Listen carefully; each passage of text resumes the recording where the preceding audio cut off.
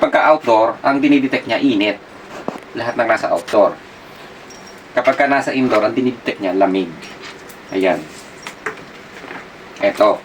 So, ito kasi lahat yan, may tawag natin specific or may gamit na talaga siya. Kumbaga, bawat sensor na to, nakaprogram na siya, nakaformat na siya doon sa system.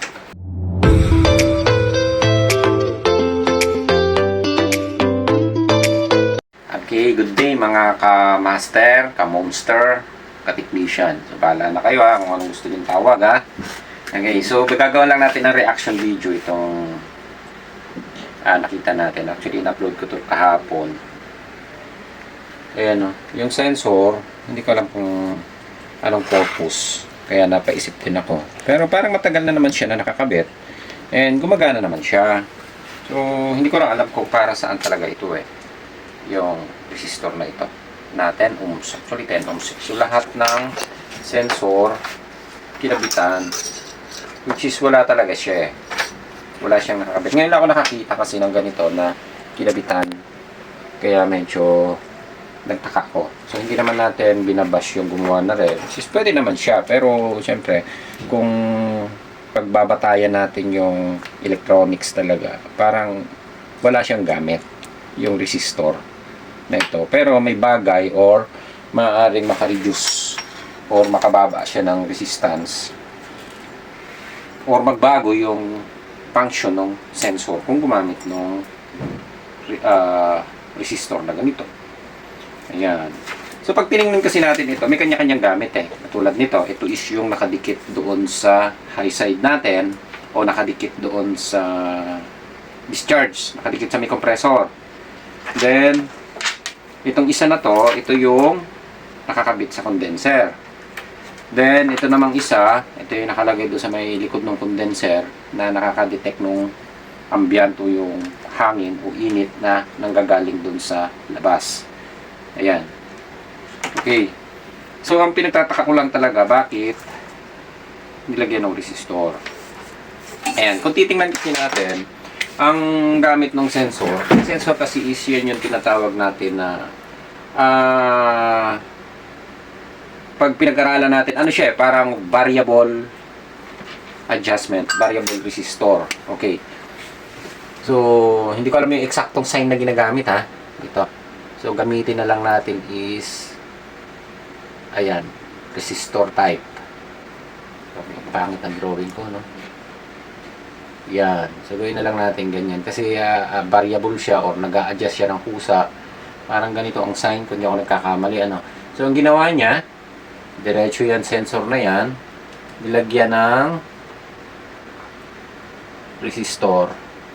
Yan. Na 10 ohms. Ito, nilagyan din ng 10 ohms. Ayan. So, ngayon ako nakakita ng ganitong klaseng design. Kaya medyo napaaral ako Parang gusto kong bumalik ulit sa pag-aaral. Kung hindi ko talaga maintindihan kung para saan ito. Ayan. So, ang regular kasi niyan, wala naman talagang nakakabit nito. So, sa lahat ng sensor, wala naman siya nakakabit. Meron siya, makikita nyo, pero nandun sa loob ng board. Yung mga dinaanan nitong sensor na to, meron talaga siyang resistor. Pero yung nakakabit na siya, o nakakonect na siya dito, ito yung ngayon lang ako nagkita Ayan. So, ito, ang gamit kasi ng resistor, ang function nito is, nagde-detect ng pwedeng hot, pwedeng cold, init at lamig. Then, kusang nag-a-adjust siya. So, pwedeng papataas ang resistance or pababa ang resistance. Depende sa nadidetect ng ambient natin or nadidetect ng tawag dito yung ito, depende sa init or depende sa lamig. Yun yung gamit nito. Ngayon, ito kasi usually ang gamit kapag outdoor, ang dinidetect niya init. Lahat ng nasa outdoor. Kapag nasa indoor, ang dinidetect niya lamig. Ayan. Ito. So, ito kasi lahat yan, may tawag natin specific or may gamit na talaga siya. Kumbaga, bawat sensor na to, nakaprogram na siya, nakaformat na siya doon sa system. Ayan. Do-drawing lang natin ang maayos Ayan. kung ito ang system pangkalahatan niya na, CPU na, para pangkalahatan. Grabe mo yung ating pentel pin ha. Yan. So, yun yung system. Then, sa system, diyan nakakabit yung, usually, 3 sensor ang ginagamit. Okay? So, ito yung nakakabit sa discharge. 3 eh. So, lahat yan, ng sensor, yan yung dinidetect ng system para i-command naman niya sa indoor unit o do sa control natin. Ito ang indoor. Okay? So, kung anong na-detect ng sensor natin doon sa outdoor, ibabato niya yan doon sa loob. Kung kailangan i-stop yung buong itong outdoor niya, so ikukuman niya doon sa indoor natin. Then, si indoor naman, meron naman siyang dalawa. So, nandito yung room temp at saka yung isang sensor na anti-freeze. So, ito nakaka-detect ng lamig. Kapag ka na-detect niya yung lamig nito, or okay na, kumbaga is, for example, is nag 24 degree tayo dun sa room, na-detect na nung room temp natin, so babalik naman siya, ikukumand naman niya yung outdoor para ihinto or pabagalin yung compressor. So, ganun ang gamit. Ngayon, kung ito naman, na-detect niya is overheat, yung labas, yan, lagyan natin. Overheat. Yung labas, ihihinto naman ng indoor para i-shutdown niya yung outdoor natin or maglabas siya ng error.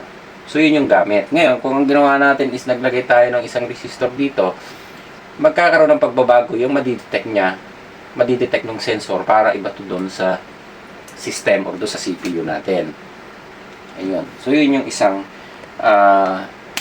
disadvantage nung nangyari din eh. Pero kung susukatin natin, yan, sumubok tayo ng isa. Ito na lang, yung high temp. Okay. Bubunutin ko lang. Gamitan natin ng digital tester. Ito, yung sensor na i-check natin. Ilang ohms o ilang K. Anong value nito kapag ka may resistor. Halos wala namang difference. Yan o. 55.2 ang nakuha natin. O 55.3. K yan ha, K. Yan. Ngayon, kung dito naman tayo magti-tester, tingnan natin kung may pagbabago, ano. 55.6. Ayan.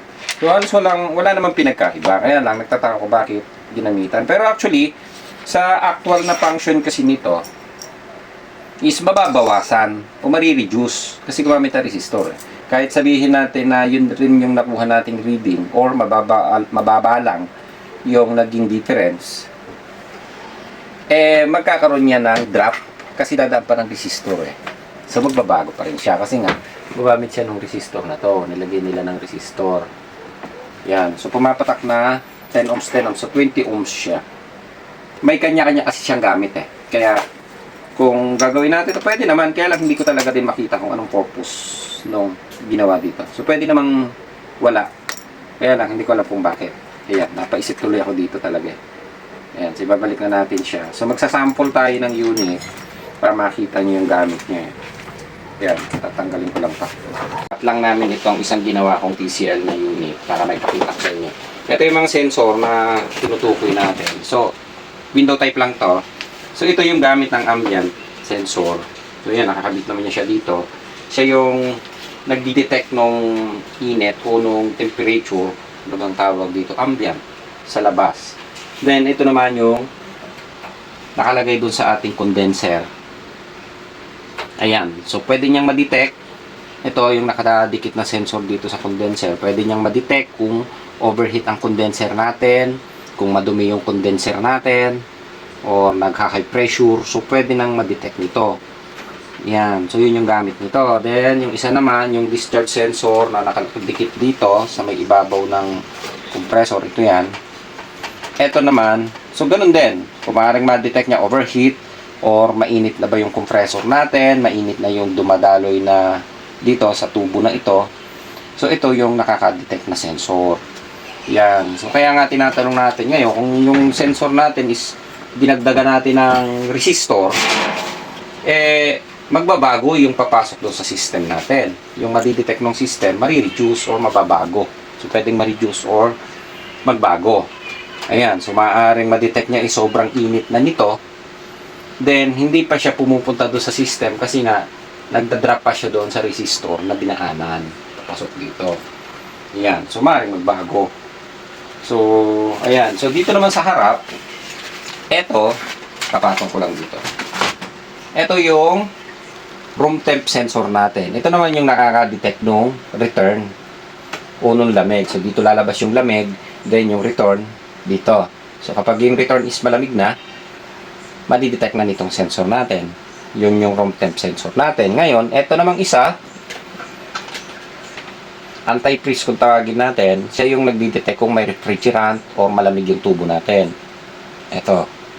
Ayan. Ngayon, kung nilagyan natin ito ng isang magdadrop na resistor, so maaari niyang makadrop o makabawas doon sa madidetect niya o sa masisense niya kung lalagyan natin ng resistor or babaguhin natin. Kaya itong mga sensor na to, hindi talaga siya pwedeng, actually hindi siya pwedeng kabitan ng, yung iba gumagamit lang ng resistor na kakabit dito, hindi talaga siya pwede kasi iba naman ang resistor doon sa sensor.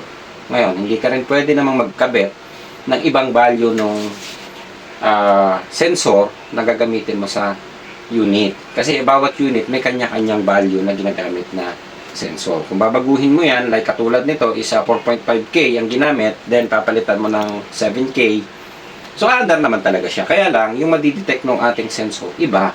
Kung sa room temp is pinalitan din natin, iba rin yung madidetect niyang lamig. Kung nag-set ka ng sabihin natin 24 degree, baka 18 degree na, hindi pa siya nag-automatic yung compressor natin. Pwedeng ganon ang mangyayari. Kasi iba yung ginamit yung sensor. So, yung bawat sensor kasi niyan, yan yung sinasabi natin, naka-program na siya or naka-format na siya doon sa ating system. Ayan. So, example natin. Paanda rin ko lang na wala ba ako sasabit dito. Ayan.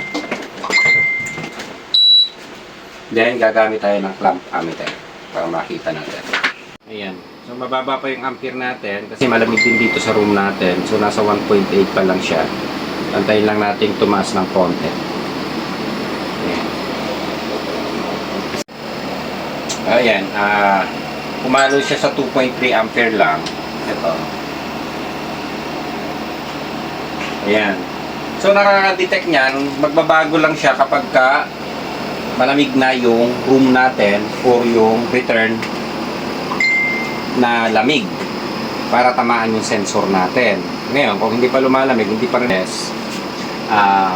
i-adjust ko muna ito sa medyo mataas na temperature. Yan. Then, palalamigan natin. Yan, tingnan nyo. Nagbabago yan.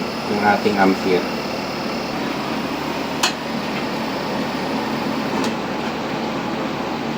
Ayan. Ayan o. So, nagmatic na siya. Biglang nag-0.3 na siya. Nag-cut off ang compressor. Ayan. So, na-detect ng sensor natin. Nag-automatic siya. So, paanda rin lang ulit natin. Ayan. So, mandar na yung pan. Ayan. So, bumabalik na ulit siya. Mandar na yung pan. Ayan o. Tinawakan ko na rin tong sensor para hindi siya malamigan, para mas mabilis. Ayan. Balik na natin. Maandar na yan eh. Ayan. Sumakat na yung ampere natin. 1.7, 1.8.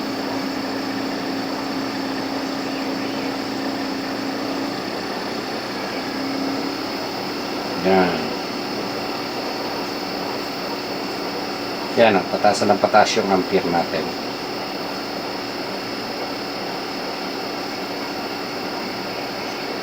Okay. Tapos muna natin. Ayan. So, ito yung ginagano natin. Yung sensor niya is yan yung nakaka-detect ng lamig. Then, kung babaguhin natin, syempre, yung return ng lamig, magbabago din yun. Baka sabihin natin, naka 24 degree na yung room natin, pero hindi pa nag-a-adjust. O naka 16 degree tayo, hindi pa rin nag-a-adjust yung ating ampere kasi nga hinahabol niya pa yung lamig dahil iba yung sensor. So, ang nakaka-detect niyan, sensor. Kaya hindi natin siya talaga pwedeng baguhin. Hindi tayo pwedeng magkabit ng ibang value ng sensor, hindi tayo pwedeng magdagdag o magtawag dito, magdagdag yun, magfabricate, ano bang tawag doon? Ayun. Dahil, eto kasi, bawat sensor nito, lalo na sa inverter, may kanya-kanyang gamit or may format na siya o program doon sa system. So, kapag binago natin, mag-iiba ang program, hindi niya madidetect yung dapat. Kasi nakaprogram na siya, nakaformat na siya dito. Meron kaming binabago lang dito. So, tuturo na rin natin minsan dahil sa kalumaan na ng unit minsan and pagka medyo nagka-high amp na ang compressor, eto binabago namin minsan. Ina-adjust lang naman namin ng posisyon. Pero hindi kami nagdadagdag. Katulad yan, di ba? Mas malapit sa compressor. So, ibig sabihin, mas mainit. Minsan, nililipat namin dito sa hindi sa sobrang init. Kasi nga, ang nagiging problema, lalo ngayon tumatapat ng summer, mabilis nagkakat ang compressor o nagsha-shutdown ang compressor dahil nadidetect nga nung sensor natin na sobrang init. So, minsan, ina-adjust lang namin ng bahagya dito para mabawasan. Yun naman, ginagawa lang yun doon sa mga lumang unit na hindi na talaga siya consistent pagdating dito. So, ginagawa lang namin diskarte o technique na adjust namin. Then, doon sa dito, minsan, na-adjust din namin doon sa hindi sobrang init doon sa condenser. Yun naman ay kung mga, minsan, pag may talagang medyo may damage na rin yung compressor. Then, meron pang isa siya kapag like nag-system reprocess tayo, minsan yung lamig dito sa tubo, hindi na natin talaga yan napiperfect eh. Kaya minsan, ang ginagawa natin, minsan yung may mga error na easy error o nadidetect niya yung refrigerant, minsan doon sa kinakabitan nitong sensor na to, hindi niya nadidetect yung tamang lamig. So minsan, tinatanggal natin and ikinikable tie natin doon sa ibang portion na nalalamigan. Yun yung mga wala na doon sa original or na system reprocess na, like nagkaroon ng leak, sinistem reprocess, tapos hindi natin maibalik minsan, hindi natin matansya kung sumobra pa talaga sa refrigerant or nakakaproblema na ang compressor, medyo hindi na ganun kaganda ang bomba ng compressor. So minsan nililipat namin, katulad niya kung nandito sa portion na nasa baba na to and hindi siya ganun kalamig, inaangat namin ang bahagya doon sa medyo nalalamigan. Kinikable tie na lang namin. Yun yung mga pagbabago na ginagawa namin, ina-adjust namin. Ayan, so depende doon sa pagkaka-observe namin. Pero ang totoo, hindi talaga dapat yung gagalawin. Kaya lang, pag na-system reprocess, nagbabago na ang system eh. Hindi na talaga natin nakukuha yung pinaka-perfecto ng brand new talaga siya. Ayun. So, ganun lang. Then, ito nga, balikan ulit natin. And kaya ko lang naitapik ito, binago ito kasi nila, kaya hindi naman natin kino-question kung ano talaga yung purpose nila. Pero, ayan, useless, wala rin siya talagang gamit. Yun nga lang, magkakaroon talaga siya, magkakaroon siya ng drop o magre-reduce yung papasok doon sa system natin. So, ayun. So, kumbaga mababawasan siya ng, sabihin natin, isang kurot. Mababawasan isang kurot. Ayun, yung pagkakalagay nitong resistor. So, maaaring magbago yung madidetect niya na init doon sa outdoor. Kasi ito yung may nakakabit. Ayan. Okay na tayo dito. So, ayan. So, ginawa lang naman natin ng reaction video. Pero doon sa pagkakatester naman natin, halos wala siyang pinagbago doon sa resistance. Kaya lang, syempre, yung pagkaka-detect niya, pagdaan dito nung na-detect niya like hot ng compressor, yung init ng compressor, dadaan siya dito. Pagdating dito, magkakaroon siya ng drop dahil may resistor. Hindi katulad nung diretso siya, kumbaga is ito tumakbo dito ng mas mabilis, magdadrop siya ng bahagya o mababawasan bago pa siya pumunta ng system. Kasi nga, meron tayong resistor na ginamit. Okay? So, ayos na tayo dito. Okay?